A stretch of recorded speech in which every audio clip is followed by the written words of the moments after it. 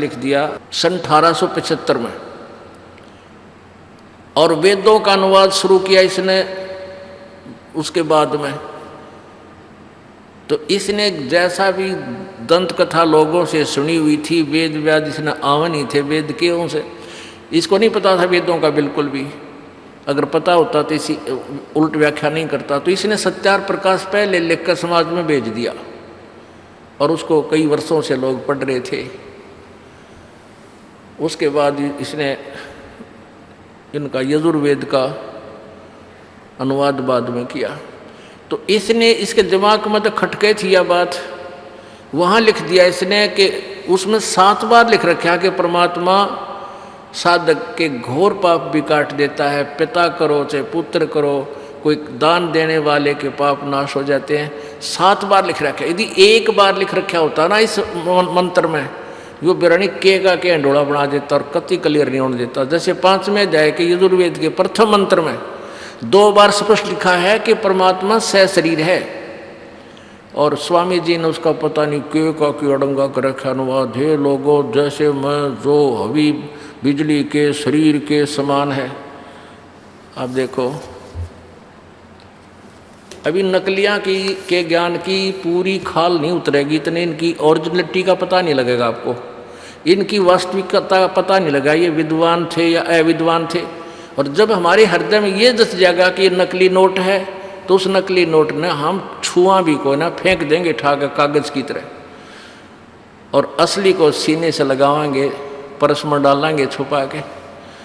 तो असली और नकली का दोनों ओरिजिनल और डुप्लीकेट साथ साथ दिखाने से ही ज्ञान होता है, निर्णय होता है।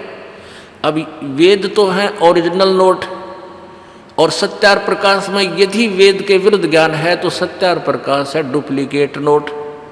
वेदों की आड़ में वेदों की ही महिमा बताकर इसमें गलत ज्ञान भर रखा है। देखो यजुर्वेद महर्षि दयानंद सरस्वती द्वारा अनुवादित है। प्रकाशक सार्वदेशी कार्य प्रतिनिधि सभा 2/5 महर्षि दयानंद भवन, रामलीला मैदान, नई दिल्ली। यजुर्वेद आर्य भाषा भाष्य संपूर्ण 40 अध्याय महर्षि दयानंद सरस्वती कृत। मुद्रक हैं Prince Offset Printers 1510 Pataudi house, Daryaganj, New Delhi. इसमें 5वें अध्याय का प्रथम मंत्र में अथ पंचम अध्याय प्रारंभ, ये प्रथम मंत्र है। इसमें 2 बार लिख रखा है अग्ने तनुरसी विष्णुवे तवा सोमस्य तनुरसी। स्वामी जी अनुवाद करते हैं, हे मनुष्यों तुम लोग जैसे मैं जो हवि अग्नि, अग्नि माने बिजली प्रसिद्ध रूप, अग्नि के तनु शरीर के समान असी माने है। बता इसका कोई तुक बना, इसकी कोई सेंस नहीं बनती इस पूरे सेंटेंस की। इसका अर्थ सीधा सा बना था अग्नि माने परमेश्वर, और तनु माने शरीर, असी माने तनु माने शरीर, ये स्वयं कह ही रहे, असी माने है भी है। रही बात अग्नि माने क्या है, इन्होंने खुद ही अग्नि माने सैकड़ों स्थानों पर लिखा है अग्नि माने परमेश्वर, अग्नि माने परमेश्वर। ये देखो प्रथम अध्याय में अग्नि माने जगदीश्वर, पता नहीं कितनी जगह लिखा है। अग्नि माने सत्य उपदेश करने वाले परमेश्वर, यानी बहुत जगह। तो यहाँ पर इकट्ठा ही 2 बार लिखा है अग्नि तनुरसी विष्णुत्वा सोम से तनुरसी। तो हम जो इसको जो प्रसंग चल रहा है पहले उस पर आते हैं। ये है सत्यार प्रकाश, और ये है महर्षि दयानंद जी का चित्र। अब देखो, ओह अब इस पोज ने देख के महर्षि जी के ने ओह आदमी कटका मर जा, ने सोचा भाई साहब विद्वान और महर्षि तो कहते देखा ना सुना। आगे देखो, ये है महर्षि दयानंद सरस्वती जी। इन 1824 में इनका जन्म हुआ और 1883 में इनकी मृत्यु, 59 साल की उम्र में, 59 वर्ष की आयु में इनका देहांत हो गया था। अब देखिएगा, अत सत्यार्थ प्रकाश है, ये सत्यार्थ प्रकाश है। इसमें इसके विषय में क्या लिखा है कि वेद आदि विविध सदशास्त्र प्रमाण, वेद आदि सदशास्त्रों के प्रमाणों सहित इसको लिखा गया है। किसके द्वारा? श्री मत परमहंस परिव्राजकाचार्य महर्षि दयानंद सरस्वती स्वामी विरचित है। अब देखो, इस महापुरुष के आगे और पाछे इतनी बड़ी उपमा ला रखी है। ओ हो, आदमी ने सोचा भाई कति तोड़ पाड़ रखा होगा ज्ञान का। प्रकाशक है वैदिक यति मंडल, दानंद मठ, दीनानगर, पंजाब। और ये कहाँ से छपा है? ये कहाँ से छपा है? स्वामी ओमानंद सरस्वती के सहयोग से प्रचारार्थ लागत से भी कम मूल्य 25 रुपये। मुद्रक आचार्य प्रिंटिंग प्रेस, दानंद मठ, गोहाना मार्ग, रोहतक से ये प्रकाशित छपा है, मुद्रित है। ये है सप्तम समोल्लास यानी 7वां समोल्लास। और प्रश्न नंबर 154 पे किसी ने प्रश्न किया कि प्रश्न, ईश्वर साकार है व निराकार? उत्तर स्वामी जी का है कि निराकार।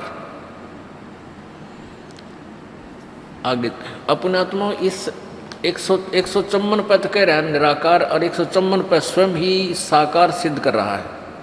अपनी व्याख्या का आप ही खंडन कर रहा है। और वास्तविकता यही है कि परमात्मा सशरीर है, साकार है, इसलिए ये छुपाते हुए भी छुपा नहीं सका। कहते हैं चोर चुरावे तुमबड़ी, वो गाड्डे पानी में, वो गाड्डे हुआ ऊपर आवे न सच्चाई छनी ना। अब देखो 155 पृष्ठ पे 7वां समोल्लास, सप्तम समोल्लास है। 155 पृष्ठ पे के उत्तर दिया। किसी ने प्रश्न किया कि परमेश्वर की स्तुति, प्रार्थना और उपासना करनी चाहिए व नहीं? स्वामी दयानंद जी ने उत्तर दिया, करनी चाहिए। प्रश्न करता कहता, क्या स्तुति आदि करने से ईश्वर अपना नियम छोड़ स्तुति प्रार्थना करने वाले का पाप छुड़ा देगा, यानी पाप नाश कर देगा? स्वामी जी का उत्तर है कि नहीं। तो प्रश्नकर्ता कहता, फिर भाई स्तुति प्रार्थना क्यों करना? जब पाप कटा नहीं, पाप कटे बिना सुख नहीं हो, तो फिर प्रार्थना स्तुति किस लिए करें? स्वामी जी उत्तर दे रहे हैं, उनके करने का फल अन्य ही है, और फल है। प्रश्नकर्ता ने कहा, फिर वो क्या है?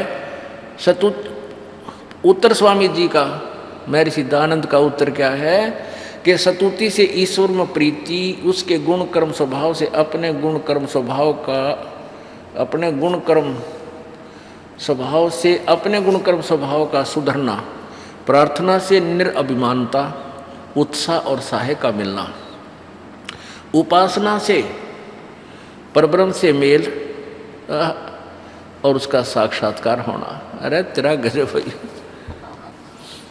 और ये महर्षि की पदवी पा रहा है महापुरुष, महर्षि, वो तेरा गजब। अब 154 पृष्ठ पर निराकार बता रहा है, यहाँ कहता है कि साधना करणतः साधक के पाप नाश भगवान नहीं करता। पाप साधना से पाप नाश नहीं होते, और लाभ होता है। क्या होता है कि परमात्मा का साक्षात्कार हो जाना और परब्रह्म से मेल। अब इसका क्या विधान है? इसके 4 विधान हैं। एक तो ये कहता परमात्मा निराकार है, दूसरा ये कहता है कि एक ईश्वर एक है, अनेक भगवान प्रभु और नहीं है, कितना नहीं लिखा वेद व्यादों में। और तीसरा इसका ये है कि परमात्मा पाप नाश नहीं करता। और चौथा विधान इसका है कि परमात्मा एक देशीय नहीं है, वो किसी एक स्थान पर नहीं रहता। और एक 5वां विधान और है इसका कि मोक्ष प्राप्त प्राणी किसी एक स्थान पर जाकर के अपने पुण्यों को नहीं भोगता, वो तो घूमता रहता है, वो घूमता रहता है। यानी ऊपर आकाश में घूमता रहता है। 36,000 बार उत्पत्ति प्रलय होगी तब तक वो ऊपर घूमता रहता है और फिर उसका जन्म होता है। अच्छा, फिर इसका सिद्धांत एक है कि जन्म मृत्यु समाप्त नहीं होती, महर्षि दयानंद जी का विधान है। ये 6 विधान है और सारे उल्टे। अब सबका खंडन, इन 3-4 का खंडन था इसी एक स्टेटमेंट तक हो जाएगा। देखिए, सप्तम समोल्लास के प्रारंभ में ही स्वामी जी से किसी ने प्रश्न किया है। ये 7वां समोल्लास, 7वां अध्याय समोल्लास प्रारंभ होता है। किसी ने प्रश्न किया कि वेद में, अब प्रश्नकर्ता सही बोल रहा है कि वेद में ईश्वर अनेक हैं, इस बात को तुम मानते हो वा नहीं?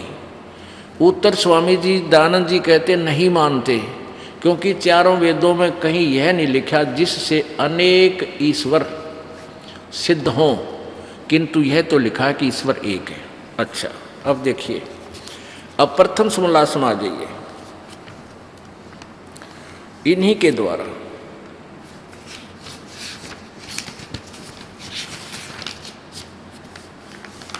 ये प्रथम समोल्लास देखिए। ये प्रथम समोल्लास पृष्ठ 15 पे क्या कहते हैं स्वामी जी? सबसे बड़ा होने से ईश्वर का नाम ब्रह्म है। अब इन्हीं के शब्दों में ब्रह्म कहें चाहे ईश्वर कहें, ब्रह्म कहो चाहे ईश्वर कहो, सबसे बड़ा होने से ईश्वर का नाम ब्रह्म है, यानी ईश्वर को ब्रह्म भी कहते हैं इन्हीं के शब्दों में। फिर 7वें समोल्लास में आइए। अब प्रश्नकर्ता कहता है कि वेद में ईश्वर यानी ब्रह्म अनेक हैं। अब ईश्वर कहते ब्रह्म इन्हीं के शब्दों में। प्रश्नकर्ता कहता है वेद में ईश्वर अनेक हैं, इस बात को ब्रह्म, हम ब्रह्म बोले, अब ब्रह्म अनेक हैं, इस बात को तुम मानते हुआ नहीं? स्वामी जी कहते हैं नहीं मानते, क्योंकि चारों वेदों में कहीं यह नहीं लिखा जिससे अनेक ब्रह्म सिद्ध हों। अब चाहे ईश्वर कहें या ब्रह्म, दयानंद जी कहते हैं नहीं मानते, क्योंकि चारों वेदों में कहीं यह नहीं लिखा कि जिससे अनेक ब्रह्म सिद्ध हों, ईश्वर कहो चाहे ब्रह्म कहो, किंतु यह तो लिखा है कि ब्रह्म एक है, ईश्वर एक है, ब्रह्म एक है। अब आइए इस ये 151 पृष्ठ पे और 155 आपने पढ़ा अभी। तो इसमें कहा कि पाप नाश तो होते नहीं, पाप तो नहीं छुड़वाता भगवान, स्तुति से पाप नाश नहीं होते, उससे और फल है। वो क्या है कि उपासना से परब्रह्म से मेल, उपासना से परब्रह्म से मेल और उसका साक्षात्कार होना। अरे ब्रह्म एक परब्रह्म, जैसे एक दादा एक परदादा, परदादा शब्द दो दादाजियों का बोध करा रहा है, ऐसे ही परब्रह्म दो ब्रह्म का मेल बोध करा रहा है। एक ब्रह्म एक परब्रह्म, यानी इस ब्रह्म से नेक्स्ट और ब्रह्म, और उसका साक्षात्कार हो जाना, परब्रह्म से मेल और परब्रह्म का साक्षात्कार हो जाना। अरे वाह, अब पढ़ लिए इस महर्षि के विचार। तेरा गजब, बालक भी ना लिख सकता ये बातें। एक तरफ तो कह रहा कि कहीं ये नहीं लिखा कि जिससे अनेक ब्रह्म सिद्ध हों, और स्वयं 2 ब्रह्म सिद्ध कर रहा परब्रह्म शब्द ही नहीं बोलना चाहिए था। अब पुण्यात्माओं, एक तो थोड़ी ना आप पर खंडन कर लिया, अपने स्टेटमेंट को आप पर कट ऑफ कर दिया, निराकार वाली और अनेक ब्रह्म नहीं है। अब रही बात पाप नाशकरण की, एक मोटी सी बात है। पहले तो मानव समाज ने इतना जोर दिया नहीं था इस अध्यात्म ज्ञान की ओर, इन नकली ऋषि महर्षियों को फाइनल मान के इनकी स्टेटमेंट पर आधारित हो गया। अब हम खूब अच्छी तरह समझेंगे, क्योंकि ये ज्ञान हो जाएगा कि मनुष्य जीवन केवल परमात्मा पाने के लिए ही मिला है, और अन्य कर्म तो जैसे पशु पक्षी भी अपने बच्चों का प्रजनन करते हैं, उनका परवरिश भी करते हैं, उनमें मोह ममता भी है। तो यदि हम साधना नहीं करते हैं तो पशु तुल्य ही कर्म प्राणी, अन्य प्राणियों जैसे कर्म हमारे हैं। लेकिन मनुष्य शरीर कुछ इसमें अलग से दिया है परमात्मा ने, इसके कर्म भी न्यारे हैं। एक प्रश्नकर्ता कितना बुद्धिमान है। प्रश्नकर्ता ने प्रश्न किया कि क्या साधना स्तुति करने से भगवान पाप नाश कर देगा, छुड़वा देगा? स्वामी जी कहता नहीं। तो प्रश्नकर्ता ही कह रहा है कि फिर साधना की आवश्यकता क्या रहेगी, फिर किस लिए भक्ति करें? अरे ये स्वामी जी नकली कहे है, उससे और लाभ हो जाएंगे। अब जैसे कोई औषधि, किसी ने बोर्ड लगा रखा है बहुत लंबा चौड़ा वैद्य का, और कोई उससे पूछे, वैद्य के बोर्ड लगाए बैठा है जो व्यक्ति, उससे कोई पूछे क्या औषधि से रोग नाश हो जाएगा, क्या औषधि रोग छुड़वा देगी? और वो उत्तर देवे कि नहीं, औषधि से रोग नाश नहीं होता। तो ये तो एक स्वाभाविक बात है कि प्रश्नकर्ता यूँ कहेगा फिर औषधि का फायदा क्या खाने का? और वो उत्तर दे कि औषधि खाने से पहलवान बन जाएगा, तो क्या वो वैद्य है? वो तो नकली आदमी, कति डुप्लीकेट स्पष्ट। जैसे साबुन के गुणों में लिखा है, साबुन के गुणों में लिखा है कि साबुन कपड़े का मैल छुड़वा देता है, मैल नाश कर देता है। और कोई बोर्ड लगाए बैठा हो साबुन का थोक विक्रेता, और उससे कोई पूछे क्या साबुन कपड़े का मैल काट छुड़वा देगा, और वो काट के गुटके बेचने या नकली साबुन के स्थान पर, यानी डुप्लीकेट आदमी हो सके जो 2 नंबर का काम करता हो, या कति फिर नशे में टुन बैठा है जिसने इतनी सोची भी कोई ना साबुन कपड़े का नाश मैल नाश नहीं कर सकता। तो वो उत्तर देवे कि नहीं, साबुन से कपड़े के मैल नाश, साबुन कपड़े का मैल नहीं छुड़वा सकता। उससे और लाभ होता है क्या कि साबुन कपड़े को मजबूत कर देता है। तो उस पीरियड ने पता है कहेगा वो तो नकली दुष्ट इंसान है। तो यही दशा इस महर्षि दयानंद के ज्ञान की है, अध्यात्म ज्ञान की। अब आपको दिखाते हैं, वेदों में परमात्मा के गुण लिखे, इस पवित्र वेद में परमात्मा के गुण लिखे इसके अंदर, और परमात्मा के गुणों में लिखा है कि परमात्मा परमेश्वर पूर्ण ब्रह्म सत्य भक्ति करने वाले के घोर पाप का विनाश कर सकता है। ये देखिएगा, महर्षि दयानंद सरस्वती इसके अनुवादक हैं। वेदों के राइटर नहीं है ये, वेदों के अनुवाद करता है। जैसे गीता जी तो ब्रह्म द्वारा बोली गई है श्री कृष्ण जी में प्रवेश करके, ऐसे ही वेद ज्ञान भी ब्रह्म द्वारा दिया गया है। अनुवाद करता बहुत से हैं, अपने अपने दिशा से उन्होंने दृष्टिकोण से अनुवाद किया है। प्रकाशक हैं सार्वदेशी कार्य प्रतिनिधि सभा 2/5 महर्षि दयानंद भवन, रामलीला मैदान, नई दिल्ली। यजुर्वेद आर्य भाषा भाष्य संपूर्ण 40 अध्याय महर्षि दयानंद सरस्वती कृत, इन्होंने इसका अनुवाद किया है। मुद्रक हैं Prince Offset Printers, 1510 Pataudi house, Daryaganj, New Delhi. अब यजुर्वेद अध्याय नंबर 8 के और श्लोक नंबर 13 को आपको दिखाते हैं। 8वां अध्याय 8वां अध्याय 241 पृष्ठ पे हम देख रहे हैं। नीचे देखो, ये 13वां मंत्र है 8वें अध्याय का यजुर्वेद का। इसमें लिखा है कि देव कर्तस्य एनस्य अवजनमसि, मनुष्य कर्तस्य एनस्य अवजनमसि, पितृ कर्तस्य एनस्य अवजनमसि, आत्म कर्तस्य। इसका अनुवाद इन्होंने 242 पृष्ठ पर किया है। अब यहाँ इसने थोड़ी सी पूरी गड़बड़ कर दी। क्या लिखा कि हे सबके उपकार करने वाले मित्र आप, दान देने वाले के, एनस्य माने अपराध के यानी पाप के विनाश करने वाले हो, साधारण मनुष्यों के किए हुए अपराध के विनाश करने वाले हो। अब ये पढ़ने वालों ने जो इनका अनुवाद पढ़ा तो ये देख, पहले तो सत्यार प्रकाश पढ़ते हैं। अब पुण्यात्माओं कोई भी व्यक्ति है पहले तो सत्यार प्रकाश पढ़ता है। सत्यार प्रकाश के बाद वो सोचता ही नहीं कि वेद भी जरूरी है पढ़ने। मान लीजिए किसी पुण्यात्मा ने इतनी भी सोचा कि महर्षि दयानंद द्वारा अनुवादित वेदों को भी अपने घर पर ले जाते हैं, पढ़ने की चेष्टा की, तो इसमें लिख रखा है, सबके उपकार करने वाले मित्र आप, दान देने वाले के पाप नाश कर देते हो, साधारण मनुष्यों के किए हुए अपराध विनाश कर देते हो। तो इन्होंने सोचे तो मित्र के बारे में लिख रखा है, चलो आगे। यानी किसी के मन में उस सत्यार प्रकाश वाली व्याख्या पर शक नहीं हुआ, लेकिन दास का मोतियाबिंद हट गया। परमात्मा ने अज्ञान रूपी मोतियाबिंद का ऑपरेशन इस दास का कर दिया, और जिस कारण से इस दास को दूर से दिखाई देने लगे इन अज्ञानियों के अज्ञान अनुभव। ये देखिएगा सत्यार प्रकाश में,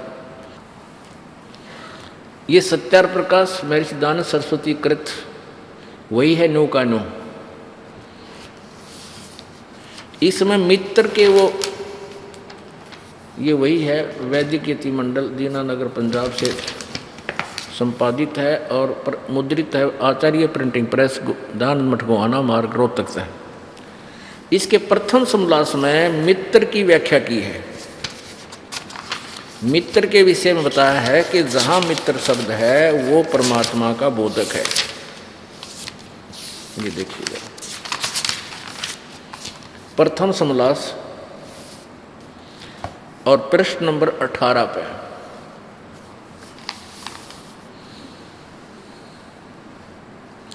ये मित्र के नाम पर, मित्र के विषय में जानकारी दे रहा है। स्वामी जी कह रहे हैं कि सबसे स्नेह करे, सबको प्रीति करने योग्य है, वह परमेश्वर सबका सच्चा मित्र है। इससे परमेश्वर का नाम मित्र है। अपने आत्मा इन्हीं के शब्दों में। अब यहाँ हम मित्र के स्थान पर परमेश्वर शब्द प्रयोग करेंगे। ये यजुर्वेद 242 पृष्ठ स्वामी दयानंद द्वारा भाषा भाष्य है। हे सबके उपकार करने वाले परमेश्वर आप, हम परमेश्वर बोलेंगे। देव कर्तस्य दान देने वाले के ऐनस्य माने अपराध कहो चाहे पाप कहो। ऐनस्य माने इन्हीं के शब्दों में पाप भी होता है। पाप कहो चाहे अपराध कहो चाहे दोष कहो। अपराध पाप, पाप के अवजन्म माने विनाश करने वाले हो, छुड़वाने वाले हो, नष्ट करने वाले हो। मनुष्य कर्तस्य साधारण मनुष्यों के किए हुए, ऐनस्य माने अपराध अर्थात पाप के विनाश करने वाले हो। पितृ कर्तस्य पिता के किए हुए, ऐनस्य माने अपराध के, इन्होंने विरोध आचरण लिखा है। अवजन्म माने अच्छे प्रकार हरने वाले हो। आत्म कर्तस्य अपने किए हुए, ऐनस्य माने पाप के अवजन्म नाश करने वाले हो, दूर करने वाले हो। ऐनस्य अधर्म के अधर्म, ओहो अधर्म के यानी घोर पाप के भी नाश करने आ रहे हो। जानता हुआ मैं जो कुछ भी अधर्म आचरण किया करता हुआ करूं, अनजान मैं जो कुछ भी किया करता हुआ करूं, उस सब ऐन से माने पाप के, अपराध के, दुष्टाचरण के, पाप के दूर करने वाले। बता के कसर छोड़ दी वेद ने, तोड़ पाड़ दिया, कलम तोड़ दी कि जाने में अनजाने में जो भी हमसे पाप हो जाते हैं, जैसे जाने अनजाने में तो पहले हो लिए और ईब हम जाने कहीं करा कोई ना। अब जैसे कुछ ऐसे पाप हैं जाने में ला ले, जैसे हमने पोछा लगाते हैं सुबह सुबह बहन बेटियां, तो उस पोछा लगाने में करोड़ों जीव मरते हैं। यदि हमारे पास सत साधना नहीं है तो वो पाप तो नारे डिपॉजिट हो रहे हैं, अलग से जमा होते पाप कर्मों में, और पुण्य जमा होते रहते हैं। तो उस प्राणी को जो सतगुरु शरण में नहीं है, पूर्ण परमात्मा के नुमाइंदे संत से उपदेशी नहीं है, और पूर्ण परमात्मा की सत साधना 3 मंत्र की नहीं कर रहा है, तो उसको तो दोनों भोगने पड़ेंगे। वो तो जान के पता भी है पाप हो रहे, फिर भी करने पड़ रहे। आली हल जोतता है, दास का खूब अनुभव है, क्योंकि दास का जन्म किसान परिवार में हुआ। तो क्या देखा करते थे कि जैसे हमारे अंकल जी के खेत जोतते थे, हल जोड़ते थे, तो उनके पीछे पीछे ना जाने कितने कीड़े मकोड़े उस मिट्टी में तो बाहर निकलते थे। किसी के पेट में फाड़ी, वो नोकीली फाड़ी निकल गई, किसी कछुए, मेंढक, छोटे मोटे कीड़े ऊपर आ जाते थे, उनको ये पक्षी खाते थे। तो कितना पाप एक हाड़ी को होता है। कहते हैं 1000 कसाई और 1 अड़ाई बोले हैं। एक आली जो है ना, 1 एकड़ जमीन में एक बार में उसको कुछ हिस्से में बांट लेता है, वो 30 फुट चौड़ी हुआ करती, तो उसमें से हल से ऐसे घुमाता था, उसको ऐसे बाता था राउंड सा लगा के। तो इतना पाप होता है। अब ये पता है किसान को कि ये पाप हो रहे हैं, लेकिन उनसे बच नहीं सकता।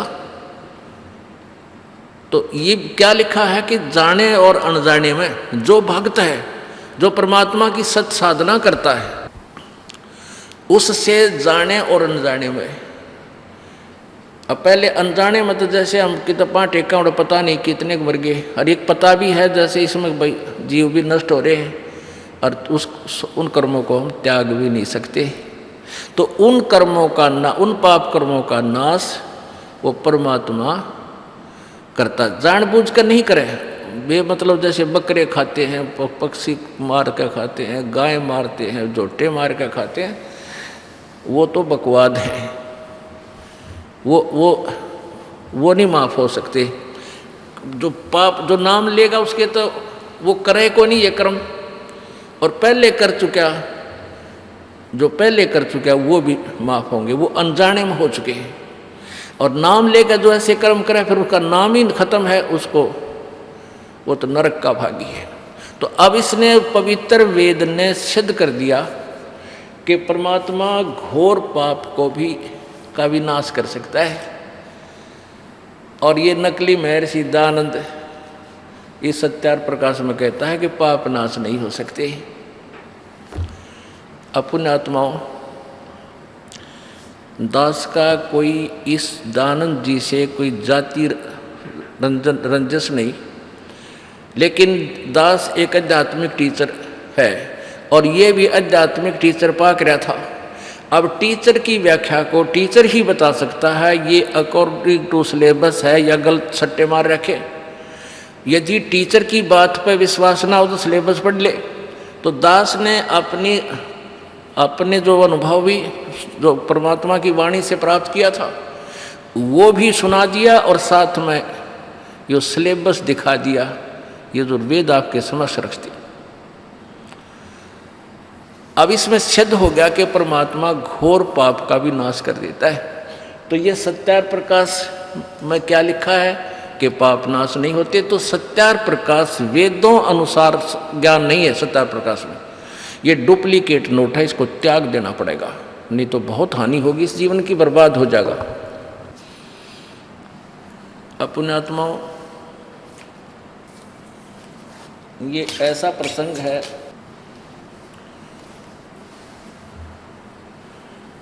कि जब तक हम स्वयं परमात्मा के विधान से परिचित नहीं होंगे तो हमें विश्वास दृढ़ नहीं हो सकता, और जब तक हमें दृढ़ विश्वास नहीं होगा हम उस काम को सिरे नहीं चढ़ा सकते। कोई ना, जैसे हम किसी मार्ग पर जा रहे हैं, आगे जाकर किसी ने हमें कह दिया, क्योंकि हम सुना चल रहे हैं और किसी ने मना कर दिया कि नहीं ये रास्ता ठीक नहीं है, तो हमने मानना पड़ेगा अभी ये रास्ता ठीक नहीं। उसने हमें दिशा दूसरी दे दी तो हम उस पर चल पड़े। आगे जाके कोई कहता है कि ये रास्ता ठीक नहीं, तो हम फिर चक्कर में पड़ जाते हैं। तो उसका निर्णय कैसे हो? हमारे पास कोई व्यक्ति जैसे मैप दिखाता है, जैसे आज आपने अभी सुना था, जो अभी ये जी जागरण पर प्रसारण चल रहा था 8 बजे। अब जैसे आप कहीं जंगल में चले गए, वन में, और वहाँ चल पड़े किसी रास्ते में जा ही रहे हो, एक रास्ता चुनना पड़ेगा, और वहाँ कोई आपको आगे चल के कहता भी ये रास्ता तेरा ठीक नहीं, आपका रास्ता दूसरा जाता, तो आप उधर ही चल पड़ोगे। फिर तीसरा कहता है कि नहीं ये रास्ता भी ठीक नहीं, ये रास्ता इधर चलो, ये रास्ता सही है, तो आप असमंजस में पड़ जाओगे। उसका निर्णय कैसे होगा कि मैप आपके पास हो, वो मानचित्र हो, और मानचित्र के आधार से फिर आपको कोई बताए कि देखो भाई यहाँ तू खड़ा है, ये तेरा घर का रास्ता ये वाला है, रास्ते में ये शहर आ रहे हैं, तो फिर आप उस पर निर्भय होकर चल पड़ोगे, किसी की नहीं मानोगे। आपने खुद आंखों देख लिया मैप। तो ये सदग्रंथ जो हैं ये परमात्मा का विधान है, इसी के अनुसार हमने चलना चाहिए, किसी की दंत कथा पर विश्वास नहीं करना चाहिए। गीता जी अध्याय नंबर 16 के श्लोक नंबर 23 में कहा कि अर्जुन जो शास्त्र विधि को त्याग कर मनमाना आचरण करते हैं, मनमानी पूजा साधनाएं करते हैं, उनको न सुख होता है, न सिद्धि होती है, कोई कार्य सिद्धि प्राप्त होती है, न उनकी कोई गति होती है। गीता जी अध्याय नंबर 16 के श्लोक नंबर 24 में बताया है कि इससे तेरे लिए कर्तव्य और अकर्तव्य की दृष्टिकोण से शास्त्र ही प्रमाण है, किसी की दंत कथा को मत मानना। तूने कौन से कर्म करने चाहिए और कौन से भक्ति कर्म नहीं करने चाहिए, उसके लिए सदग्रंथों का ही को प्रमाण मानना, किसी की बातों में विश्वास मत करना। जो संत शास्त्र अनुकूल साधना बताता है उसी के वचनों को स्वीकार करना, उसके द्वारा उससे ही ज्ञान ग्रहण करना और मंत्र ग्रहण करना। अपने आत्मा एक बहुत बड़ा विषय है ये, इस अज्ञान को सुलझाने के लिए। लेकिन अब ये सुलझ गया, अब ये ऐसा सुलझेगा कि फिर कभी उलझेगा नहीं इस कलयुग में। परमेश्वर कबीर जी अपनी अमृतवाणी में कहते हैं, और ज्ञान सब ज्ञानड़ी, ये कबीर ज्ञान सो ज्ञान, जैसे घोड़ा तोब का अब करता चले मैदान। कि और ज्ञान सब ज्ञानड़ी, जैसे लाल और लालड़ी, लालड़ी तो 20 रुपये की 100 रुपये की बिना होती, और लाल 9 करोड़ रुपए का कीमत रखता है। तो परमात्मा कबीर जी अपनी महिमा आप ही बताते हैं कि और ज्ञान सब ज्ञानड़ी, ये कबीर ज्ञान सो ज्ञान, और जैसे घोड़ा तोब का करता चले मैदान। फिर परमात्मा बताते हैं, नौमन सूत उलझिया, ऋषि रहे झकमार, और सतगुरु ऐसा सुलझा दे उलझे ना दूजी बार। 1 किलो सूत उलझ जाना हमने देखा, हमारी मार दादी ताई का क्या करती, सूत को ऐसे उसमें डाल और फिर उसको सुलझाने लग जाती, तो वो उलझ पुलझ हो गए और टूटने का डर, टूटना नहीं चाहिए, फिर इसमें गांठ पड़ जाएगी। वो सुलझाने में एक होता था वो गोला सा, उस सन दो जो है ना सारा दिन लग जाता उनको सुलझाने में। परमात्मा कहते हैं कि इस काल भगवान के नकली संतों, ऋषियों, गुरुओं और मैं ऋषियों ने ये तत्व ज्ञान को बिगाड़ दिया, शास्त्रों को ज्ञान को बर्बाद कर दिया, 9 मन सूत उलझा दिया, और ऋषि रहे झकमार। इन ऋषियों को भी रास्ता नहीं मिला, ज्ञान प्राप्त नहीं हुआ, और सतगुरु ऐसा सुलझा दे उलझे न दूजी बार। अब ये ऐसा ज्ञान निखर जाएगा जैसे शुद्ध, जैसे देसी अपने स्वदेशी घी को, भैंस के गाय को घी को और अच्छी तरह गर्म करके निथार कर उसको और दूसरे पात्र में डाल दिए तो 20 वर्ष रखा रहो, खराब ना हुआ। तो ऐसे ही ये ज्ञान इस दास के ऊपर मेहर हुई कबीर परमात्मा की, पूज्य गुरुदेव की। इस दास ने इस तत्व ज्ञान को ऐसा निखार के और ऐसा ताक गर्म करके ये अनुभव की पुस्तक लिख दी, ज्ञान गंगा, आध्यात्मिक ज्ञान गंगा। भक्ति सौदागर को संदेश, गहरी नज़र गीता में, परमेश्वर का सार संदेश आदि, ये घी ताक डाल दिया। अब इस कलयुग में ये उड़ जाएगा नहीं, जिसने भक्ति चाहिए उनका बेड़ा पार होगा। अब बात रही परमात्मा निराकार है व साकार।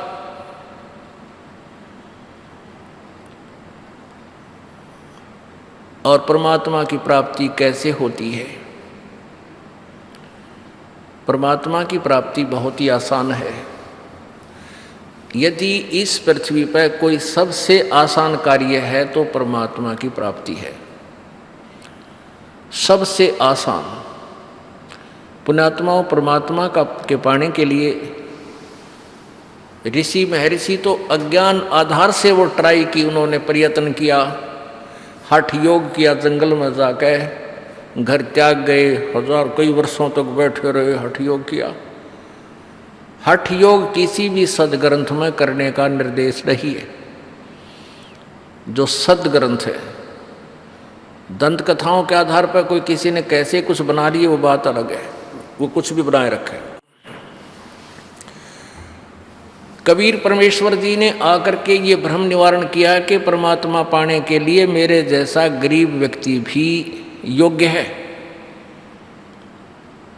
एक भूमिका करके दिखाई गरीब जुलाहे की और शूद्र वर्ण। उस समय जब परमात्मा शूद्र वर्ण में आकर प्रकट हुए, उस समय छुआछूत चरम सीमा पर थी और ब्राह्मणों को ही अधिकार था केवल सदग्रंथों को पढ़ने और दूसरों को सुनाने का। अन्य व्यक्ति इनको पढ़ नहीं सकता था, संस्कृत भाषा को केवल ब्राह्मण ही पढ़ सकता था। तो उस समय परमात्मा ने आकर बताया कि ऊंचे कुल, परमात्मा कहते हैं ऊंचे कुल में भक्ति ना हो, मुझे नीचा ही कुल दीजिए। और तपिया ने तो जब तब के ने लोधिया नाल पति जय। ऊंचे कुल में दुर्योधन रावण और नीचे कुल में गणका, और गणका भी लणी पार उतर गई, गर्भ करो मदन का।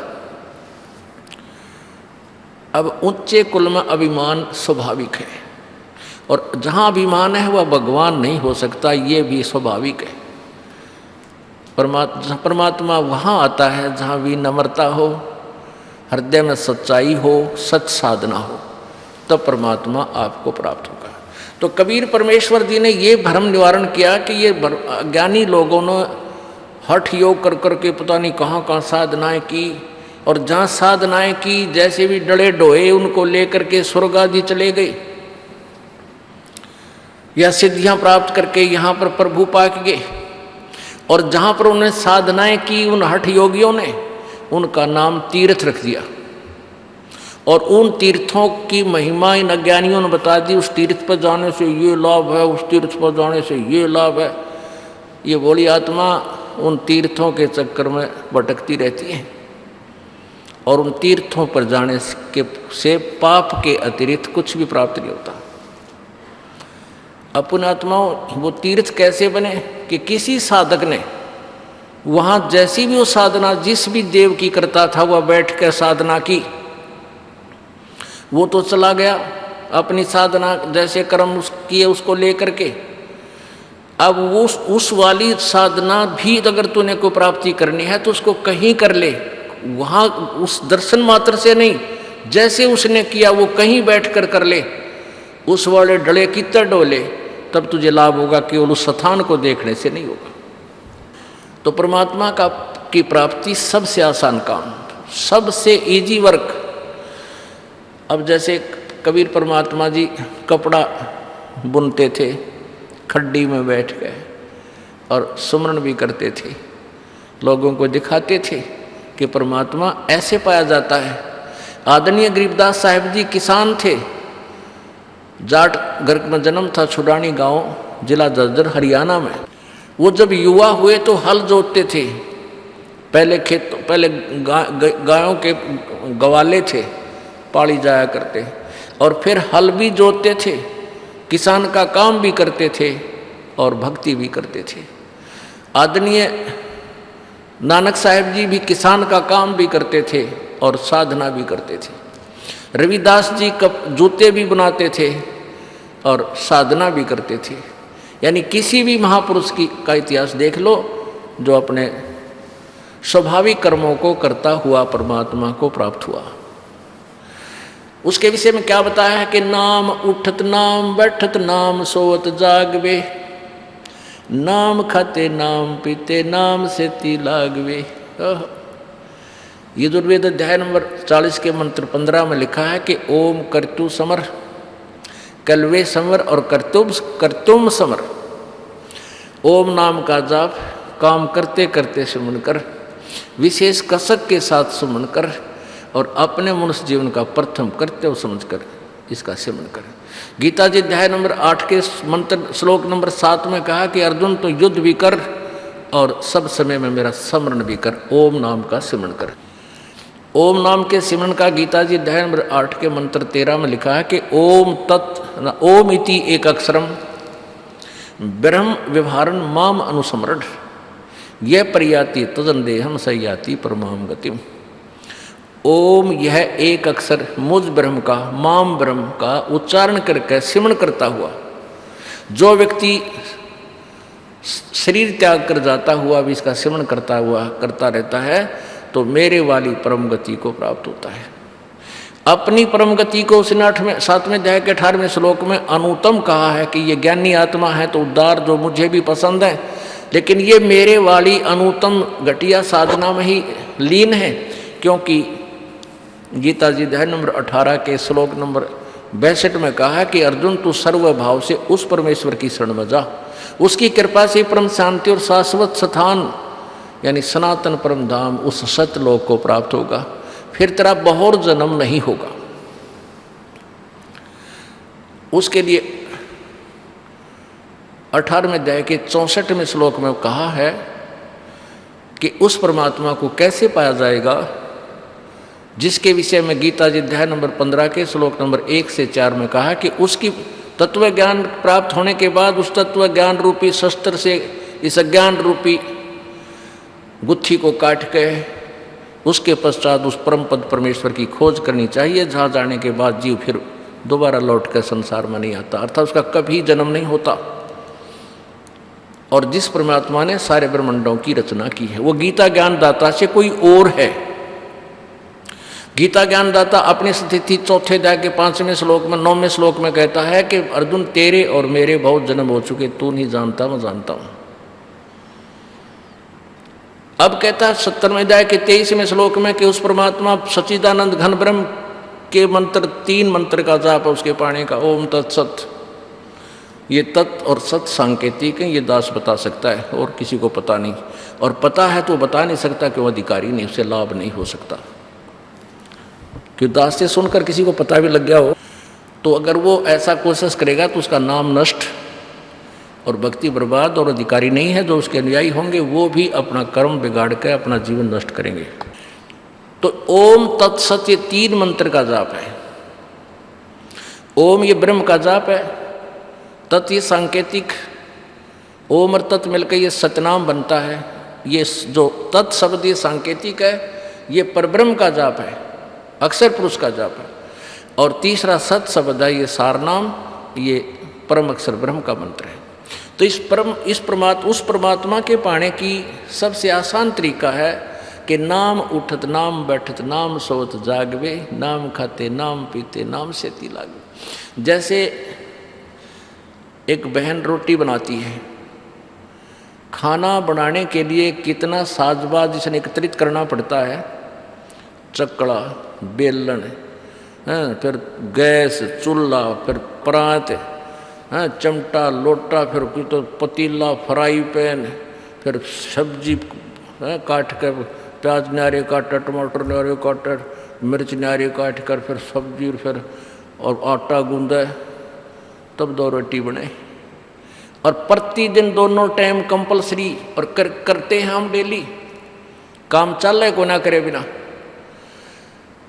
तो इसमें भी, और फिर आटा कितना आवे, आटे के लिए मजदूरी करनी पहला, को किसी तरह की करे, को किसान का काम करे है, कोई दुकान का करे या नौकरी का करे है कि, तो सारा दिन 8 घंटे, नौकरी वाला तो 8 घंटे, और किसान और मजदूर तो पता नहीं कितने दिन के समय लगा रहता है, दुकानदार भी सुबह बैठे शाम तक। तो जब जाकर आटा मिला है, वो नमक मसाला मिला है, और फिर उसको बनाने में कितना समय, और हम डेली करते हैं। और परमात्मा पाने में कुछ भी ना करना, नाम उठत नाम बैठत, लोट के बैठ के चलते फिरते सुमरण तक करना जो गुरु जी ने दे दिया, और वो भी ना करेंगे फिर मार्ग के से नालायक नहीं। तो इस मंत्र की कमाई से परमात्मा प्राप्ति होगी। अब कैसे होगी जैसे आप यहाँ आते हो, आपसे प्रथम मंत्र दिया जाता है। प्रथम मंत्र हमें यहाँ तक क्लियर करेगा। हमारी इस शरीर के अंदर कमल बने हुए हैं, रीढ़ की हड्डी के अंदर की तरफ, बैकबोन के इंटरनल साइड में,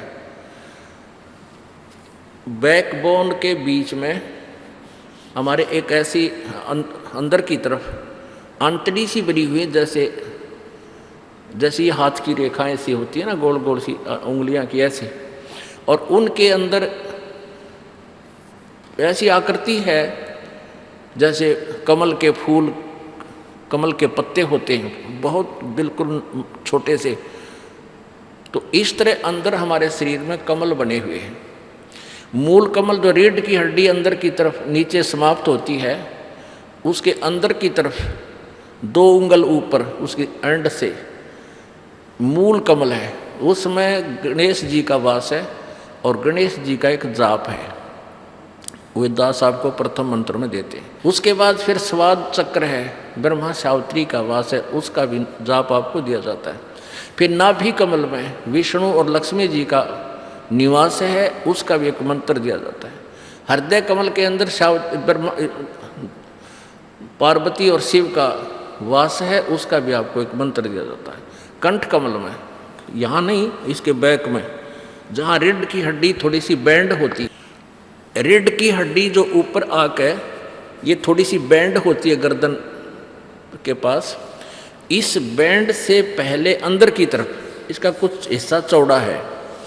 यहाँ पर दुर्गा का कमल है जो 16 पंखड़ियों का है। कमल की पंखड़ी जैसे इसका आंतड़ी सी बनी, छोटी छोटी बिल्कुल बारीक सी।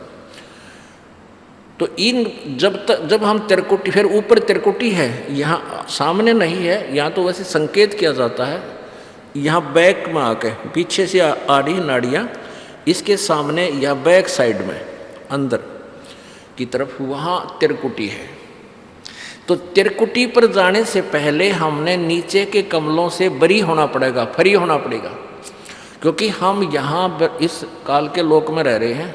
ब्रह्मा विष्णु महेश और ये देवता हमारे को यहाँ राहत दे रहे हैं।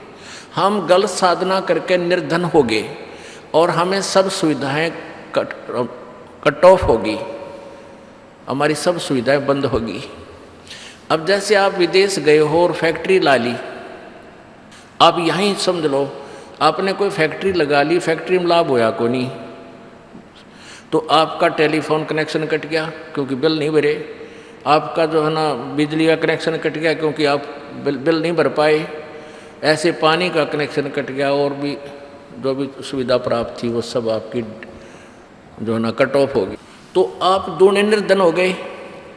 तो कोई ऐसा प्रभावशाली व्यक्ति आपको मिला है और वो उन महकमों को का गारंटर बने, आपकी सब सुविधाएं चालू करावे और फिर आपसे कहे भी आप इनका बिल भरो कमाई करके। तो ऐसे ये दास आपका गारंटर बन गया और ब्रह्मा विष्णु महेश इन देवताओं से आपका कह करके आपका काम चालू करा दिया। जैसे सरकार गरीब आदमियों को सब्सिडी भी दे देती है, अभी ईब तू आगे अपना धंधा खुद कर ले, पाया पर खड़ा हो, काफ़ी राहत दे देती। ऐसे ही परमात्मा आपको सब्सिडी देगा प्रारंभ में। तो वो सब फिर आपने इस मंत्र की कमाई की मजदूरी करनी है। इन भगवान इन देवताओं की पूजा नहीं है ये, या तो मजदूरी है और मजबूरी है। इनकी एक नाम की कमाई करके फिर आप इनका जो हमारे ऊपर ऋण है वो ऋण दे देंगे, ये हमें यहाँ से बरी कर देंगे। तो त्रिकुटी पर जाने से पहले हमने नीचे के सब क्रियाओं से बरी होना पड़ेगा, यहाँ से नो ड्यू सर्टिफिकेट लेना पड़ेगा। और ये राधा स्वामी पंथ वाले क्या कहते हैं, हमारे गुरुजी कहते हैं हमने नीचे का कोई लेन देन नहीं है, हमारा मार्ग तो त्रिकुटी से प्रारंभ होता, हम सीधे त्रिकुटी से जाएंगे।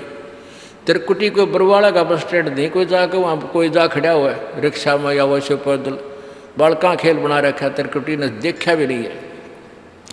त्रिकुटी तो इंटरनेशनल एयरपोर्ट है, अंतर्राष्ट्रीय हवाई अड्डा।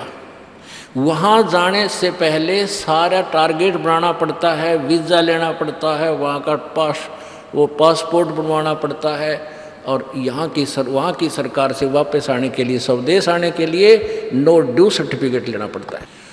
और फिर त्रिकुटी यानी इंटरनेशनल एयरपोर्ट पर जाते हैं। इंटरनेशनल एयरपोर्ट यानी त्रिकुटी पर पहुंचने के बाद ये सतनाम की कमाई, सतनाम 2 मंत्र का है। इसमें एक ओम मंत्र है और दूसरा तत्संकेतिक है। जिसको सतनाम प्राप्त है उसको पता है। तो ओम मंत्र के जाप की कमाई हम इस ब्रह्म को छोड़ देंगे, क्योंकि ये इसकी मजदूरी है, इसके नाम की कमाई है। ये स्वयं भी कहता है गीता जी अध्याय नंबर 18 के श्लोक नंबर 62 में कि ये कहता है कि हे अर्जुन, सर्व भाव से तू उस परमेश्वर की शरण में जा और उसकी कृपा से तू परम शांति और सनातन परम धाम को प्राप्त होगा। उसकी शरण में जाने के लिए क्या तरीका अपनाना है? 18वें अध्याय के 66वें श्लोक में, सर्व धर्मान परित्यज माम, मेरे सतर की सभी धार्मिक कर्म, मेरे सतर के सभी धार्मिक कर्मों की कमाई मुझ में परित्यज माम, मुझ में छोड़, और एकम शरणम व्रज, एकम माने जिसके बराबर दूसरा ना हो, अद्वितीय सर्वशक्तिमान समर्थ उस परम परमेश्वर परमात्मा की, उस परम अक्षर ब्रह्म की शरण में व्रज माने जा। और इन नकलियों ने, इन डुप्लीकेट ऋषि महर्षि अनुवादकर्ताओं ने 18वें अध्याय के 66वें श्लोक का अर्थ व्रज माने आना कर दिया। व्रज माने जाना होता है। ये शब्दकोश हमारे पास है, ये देखिए, ये शब्दकोश हमारे पास है, इसमें देख सकते हैं। संस्कृत हिंदी शब्दकोश, हिंदी कोश, वामन शिवराम आपटे, ये है मोतीलाल बनारसी दास पब्लिशर प्राइवेट लिमिटेड दिल्ली से। इसके 993 पृष्ठ पे वर्ज, वर्ज माने जाना, चलना, प्रगति करना, विदा होना आदि, निर्वासित होना, संसारिक वासनाओं को छोड़ देना, यानी चला जाना, छोड़ देना, यहाँ से चला जाना। और इन सभी ने क्या कर रखा है? आना कर रखा है। 1-2 एग्जाम्पल दिखाता हूँ आपको।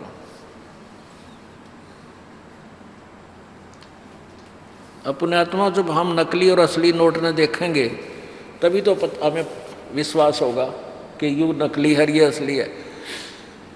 एक बहन ने PhD कर रखी है Sanskrit, MA in Sanskrit and Shastri, और PhD कर रखी उस लड़की ने, उपदेश लिया उस बेटी ने, हिसार से रहने वाली है।